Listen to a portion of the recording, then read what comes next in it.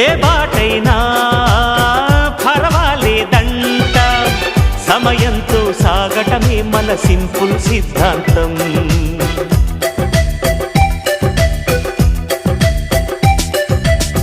చిరుగాలికి పరిమళమిచ్చే సిరిమల్లెల వనమై ఉందాం, గగనాన్ని నేలను కలిపే హరివిల్లుల బంతెన అవుదాం. ఆనందం అంటే అర్థం మనమందా, ప్రతి పూట పాతై సాగే హుషారు సరిగమలో. ఎన్నో ఎన్నో రాగాలుండే సంగీతం కాదా, చల్లకి నవ్వుల కేరింత.